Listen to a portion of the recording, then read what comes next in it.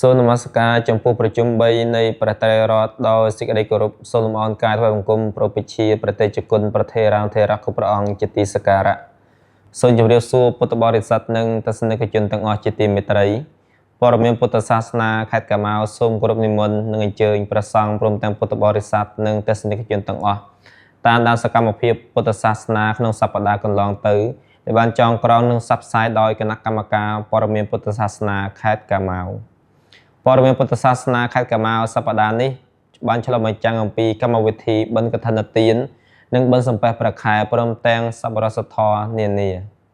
គណៈកម្មាធិការសប្បុរសធម៌ពុទ្ធសាសនាបាក់លាវផ្តៅអំណោយក្នុងរដូវបិណ្ឌសំពះព្រះខែដល់សិស្សានុសិស្សដែលជួបការលំបាក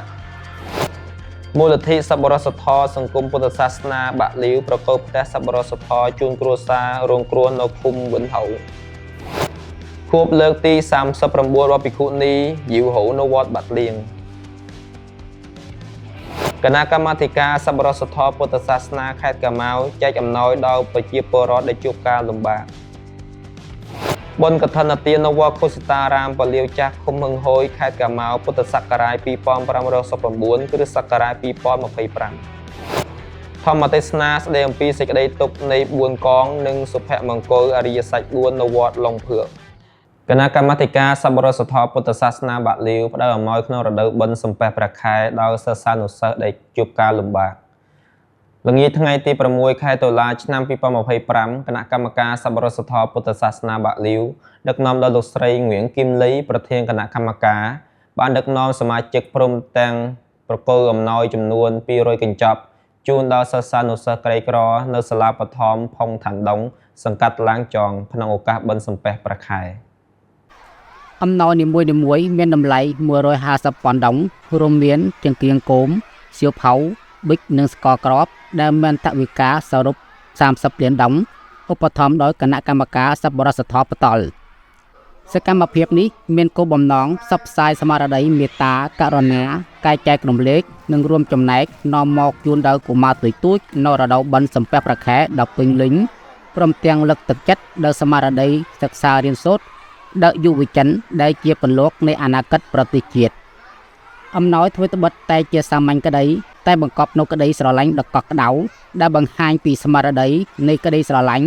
និងក្តីមេត្តារបស់ពុទ្ធសាសនិករួមចំណែកពង្រឹងនៅជំនឿនិងសុភមង្គលដល់កុមារក្នុងរដូវកាលជួបជុំមូលនិធិសប្បុរសធម៌ពុទ្ធសាសនាបាក់លាវប្រកបផ្ទះសប្បុរសធម៌ជូនគ្រួសាររងគ្រោះនៅឃុំវិនហៅរងាថ្ងៃទី9ខែតុលាឆ្នាំ2025គណៈកម្មការសប្បុរសធម៌សង្គមពុទ្ធសាសនាបាក់លាវដឹកនាំដោយលោកស្រីងៀងគឹមលីប្រធានគណៈកម្មការសហការជាមួយអាជ្ញាធរមូលដ្ឋានរៀបចំកម្មវិធីប្រគល់ទទួលផ្ទះសប្បុរសធម៌ជូនគ្រួសារលោកលេជីភឿងអាយុ41ឆ្នាំនៅភូមិវិនហាឃុំវិនហៅលោកភឿងបច្ចុប្បន្នកំពុងរស់នៅជាមួយកូនប្រុសក្នុងផ្ទះតូចមួយដែលមានសភាពទ្រិតទ្រោមដោយប្រាក់ចំណូលសំខាន់គឺបានមកពីការជួលដីចិញ្ចឹមបង្កងកាលពី6ខែមុនលោកបានជួបគ្រោះថ្នាក់ចរាចរណ៍ដែលតម្រូវឲ្យធ្វើការវះកាត់ដាក់លោហាធាតុការពារខួរក្បាលសុខភាពតឹងសោយលែងមានលទ្ធភាពពលកម្មហើយក៏មិនមានលទ្ធភាពជួសជុលផ្ទះដែរដោយការអាណិតអាសូរចំពោះស្ថានភាពកលៈទេសៈនេះគណៈកម្មការសប្បុរសធម៌បានរេអង្គាសថវិកាកសាងសង់ផ្សង់ផ្ទះថ្មីមួយខ្នងទំហំ40ម៉ែត្រការ៉េដែលមានថវិកាសរុប60លានដុល្លារឧបត្ថម្ភដោយគ្រួសារលោកផាងតូហ៊ីបនិងលោកស្រីម៉ែគុកខឿងពីសហរដ្ឋអាមេរិករួមជាមួយកូនចៅក្នុងឱកាសនេះក្រុមការងារក៏បានប្រកល់ជូននៅសម្ភារៈប្រើប្រាស់ចាំបាច់ជាច្រើនទៀតដើម្បីរួមចំណែកជួយដល់គ្រួសារមានលំនៅឋានស្ថិរភាពនិងអាចងើបឡើងវិញក្នុងជីវភាពរស់នៅខួបលើកទី39របស់ភិក្ខុនីយីវហូនៅវត្តបាត់លៀងនាព្រឹកថ្ងៃទី10ខែតុលាឆ្នាំ2025នៅវត្តបាត់លៀងសង្កាត់បាក់លាវព្រះភិក្ខុនីយីវងាដែលជាប្រជាធិការវត្តរួមទាំងព្រះមន្ត្រីសង្ឃនិងពុទ្ធបរិស័ទបានរៀបចំពិធីខួបដើម្បីរំលឹកដល់ព្រះភិក្ខុនីស្ថិតនៅយីវហូគណៈសង្ឃដែលនិមន្តចូលរួមជាធិបតីនិងបូជាទានធូបក្នុងពិធីនេះរួមមានព្រះឧបជាតាំងសាវងសមាជិកក្រុមប្រឹក្សាភិបាលពុទ្ធសាសនាវៀតណាម និងជាអនុប្រធានគណៈកម្មការសង្ឃាភិបាលពុទ្ធសាសនាខេត្តប្រតិជកិនថិតគួងថើយអនុប្រធានគណៈកម្មការពុទ្ធសាសនាខេត្តរួមជាមួយប្រធារានុធិរៈនិងប្រសង់គ្រប់រូបនៅក្នុងខេត្តក៏ដូចជាថ្នាក់ដឹកនាំរដ្ឋអំណាចមូលដ្ឋានផងដែរក្នុងបរិយាកាសដ៏មហោឡារិកនេះព្រះមហាថេរីយិវងាបានអានប្រវត្តិសង្ខេបរបស់ព្រះមហាថេរីយិវហិលដែលជាព្រះអគ្គចារ្យស្ថាបនាវត្តបាត់លៀងនិងអតីតប្រធានគណៈកម្មការផ្នែកភិក្ខុនៃនិកាយមហាយានប្រចាំខេត្តបាក់លីវ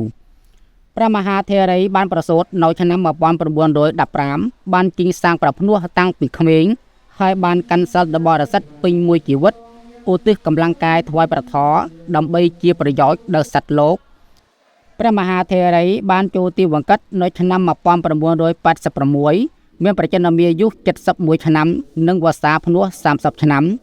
សិលធម៌និងការប្រព្រឹត្តធម៌របស់ព្រះមហាថេរីគឺជាគំរូដ៏ភ្លឺស្វាងសម្រាប់ភិក្ខុនីទាំងអស់និងពុទ្ធបរិស័ទគ្រប់ស្រទាប់ដើរតាមកន្លងធម៌ក្នុងសន្តរកថាជាធម្មទានព្រះឧបជាតាំងសាវងបានបញ្ជាក់និងនឹករលឹកដល់គុណូបការៈដ៏ធំធេងរបស់ព្រះមហាថេរី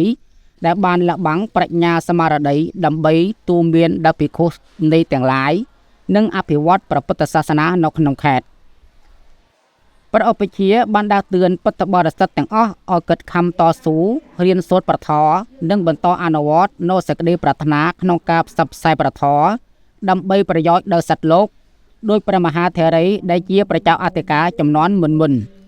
ក្នុងសមរដីដឹងគុណដ៏ជ្រាលជ្រៅមន្ត្រីសង្ឃនិងពុទ្ធបរិស័ទបានបូជាទានធូបដោយក្តីគោរពអធិដ្ឋានបួងសួងដល់វិញ្ញាណក្ខន្ធរបស់ព្រះមហាថេរីឲ្យ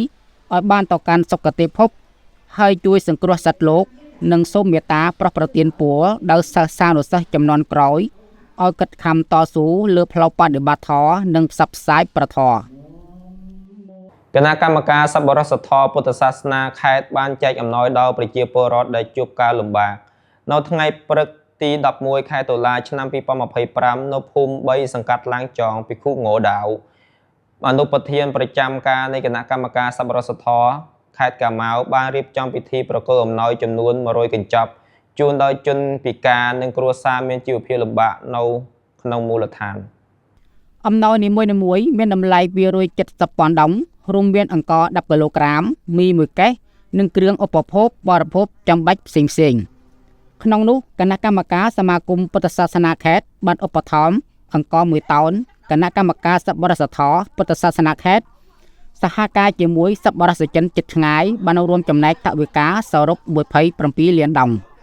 សកម្មភាពដែលមានអត្ថន័យមនុស្សធម៌ដ៏ជ្រាលជ្រៅនេះមិនត្រឹមតែជួយកាត់បន្ថយលំបាកក្នុងជីវភាពរស់នៅរបស់បងប្អូនប៉ុណ្ណោះទេ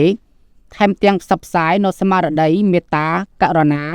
និងការចែករំលែករបស់ពុទ្ធសាសនិកទៅកាន់សហគមន៍ផងដែរបុណ្យកឋិនទាននៅវត្តខុសិតារាមពលាវចាស់ឃុំហឹងហួយខេត្តកាម៉ៅពុទ្ធសករាជ2569គ្រិស្តសករាជ2025នៅព្រឹកថ្ងៃទី12ខែតុលាឆ្នាំ2025នៅវត្តខុសិតារាមពលាវចាស់ឃុំហឹងហួយបានប្រារព្ធឡើងនៅបុណ្យកឋិនទានយ៉ាងមហាឧឡារិកក្រោមអធិបតីភាពរបស់ឧបជាសុធម្មថេហូហិញដែលជាព្រះចៅអធិការវត្តព្រមទាំងប្រធារានុធិរៈនិងពុទ្ធបរិស័ទជាច្រើនកកមកចូលរួមចំពោះពិធីបិណ្ឌប្រពៃណីរបស់ព្រះពុទ្ធសាសនានៃនិកាយថេរវាទខ្មែរក្នុងពិធីនេះមានការនិមន្តចូលរួមជាកិត្តិយសរួមមានព្រះឧបជាតាំងសាវង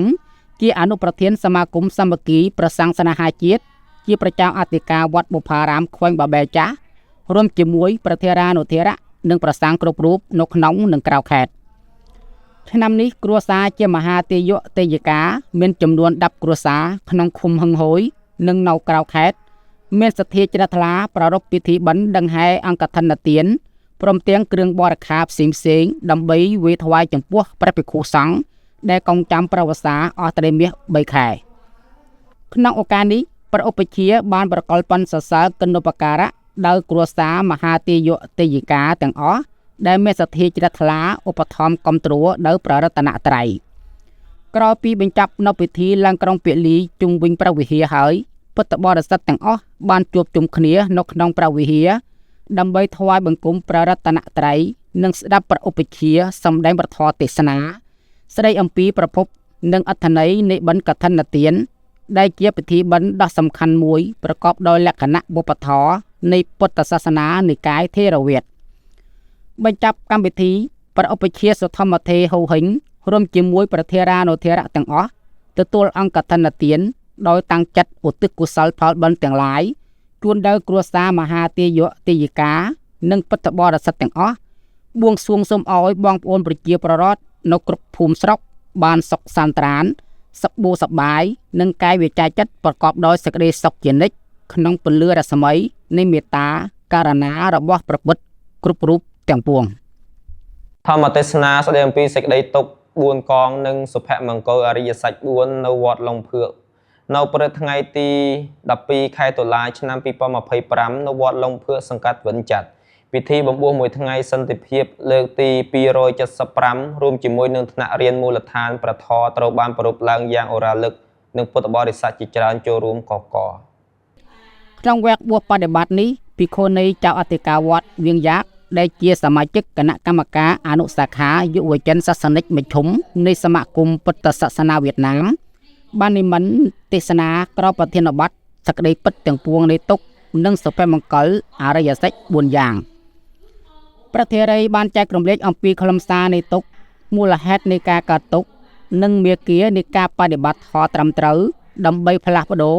និងឆ្ពោះទៅរកជីវិតដែលមានសេចក្តីសុខសាន្តនិងសុភមង្គលតាមប្រពុតដីកាបញ្ចប់ប្រធរទេសនាព្រះធេរីវៀងយ៉ាកបានដាស់តឿនពុទ្ធបរិស័ទទាំងអស់ឲ្យកិត្តខំរៀនសូត្រប្រធរជានិច្ចយកអរិយសច្ចទាំង4មកអនុវត្តនៅក្នុងជីវិតរស់នៅប្រចាំថ្ងៃយកសតិសម្បជញ្ញៈនិងមេត្តាករណាជាមូលដ្ឋានដើម្បីចិញ្ចឹមបីបាច់ផ្លូវចិត្តរួមធ្វើអំពើល្អនិងផ្សព្វផ្សាយនៅពន្លឺនៃសេចក្តីសុខសាន្តរបស់ព្រះពុទ្ធសាសនាទៅកាន់គ្រប់ទិសទីយើងខ្ញុំបករណាអាត្មាភាពសូមថ្លែងអំណរអរគុណនិងអរគុណយ៉ាងជ្រាលជ្រៅចំពោះការតាមដាននិងឧបត្ថម្ភគាំទ្ររបស់ប្រធារានុធារៈនិងញាតិញោមពុទ្ធបរិស័ទទាំងជិតឆ្ងាយសូមជួបជាថ្មីម្ដងទៀតនៅសារព័ត៌មានពេលក្រោយសូមអរគុណនិងសូមអរគុណ